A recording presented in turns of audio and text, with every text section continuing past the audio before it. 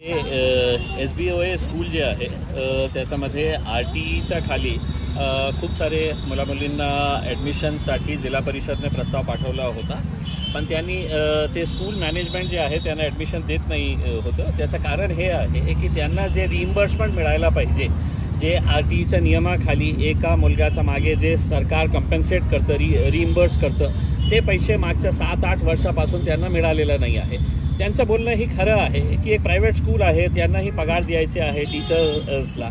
मग मी जिल्हा परिषद CEO साहेबांना बोललो, मग हे स्कूलचे जे ट्रस्टीज आहे त्यांच्यासोबत चर्चा केली आणि आज इथे येऊन जे प्रिन्सिपल आहे आणि त्यांच्या स्टाफसोबत चर्चा करून काय तोडगा काढता येईल, कोणत्याही परिस्थितीमध्ये हे सर्व मुले जे आहे त्यांना या स्कूलमध्ये ॲडमिशन मिळायला पाहिजे। बाकी जे वेगळं जे इश्यू आहे तुम्हाला कंपेन्सेशन रिइम्बर्समेंट जे मिळायचे आहे ते एक वेगळी गोष्ट आहे, त्याच्यासाठी ते स्कूलने कोर्टामध्ये पण गेलेले आहे।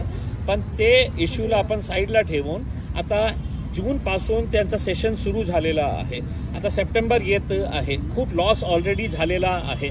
म्हणून मी जिल्हा परिषद CEO साहेबांना, विकास मीना साहेबांना आता बोललो आणि त्यांना सांगितलं की तुम्ही एक मीटिंग लवकर लावा, 2 दिवसामध्ये याचा तोडगा काढा आणि हे जे RTE खाली जे अधिकार आहे, केंद्र सरकारचा नियम आहे, केंद्र सरकारने पास केलेला एक ॲक्ट आहे, त्याच्याप्रमाणे या स्कूलला ॲडमिशन द्यायलाच पाहिजे। बाकी इश्यू जे आहे ते सॉल्व्ह करता येईल। सर, पण हाच शाळेचा विषय नाही आहे, इतर शाळांचा पण हाच विषय आहे की त्या ठिकाणी जे गरीब घरची मुलं आहेत त्यांना ॲडमिशन मिळत नाही, त्यांना कागदपत्राची पूर्तता करण्याला समर्थता होत नाही। काय आहे की आमच्याकडेही अशा प्रकारची तक्रार आलेली आहे। जेव्हा एक स्कूल स्टार्ट करण्यात येतं तर त्यांचं एक स्टँडर्ड त्यांना मेंटेन करायचं असतं, म्हणून ते काय आहे की RTEच्या खाली जे येणारे ॲडमिशन्स असतं ते रिजेक्ट करतं काही ना काही कारण देऊन। हे जिल्हा परिषद शिक्षण विभागाची जबाबदारी आहे की जे स्कूल्स RTEमध्ये येतात त्याच्यामध्ये एकदा आपली प्रक्रिया पूर्ण झाल्यानंतर एक ॲडमिशन तिथे होत आहे का नाही होत आहे हे बघण्याची जबाबदारी जिल्हा परिषद शिक्षण विभागाची आहे।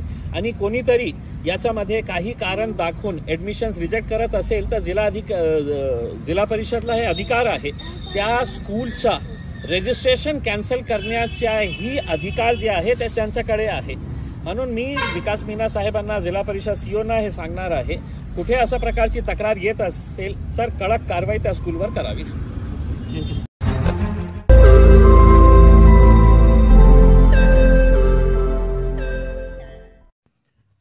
रोज नई खबरों को देखने के लिए हमारे औरंगाबाद समाचार चैनल को सब्सक्राइब कीजिए और नोटिफिकेशन पाने के लिए हमारे बेल आइकन को दबाइए ताकि हर खबर की नोटिफिकेशन आपको मिलती रहे।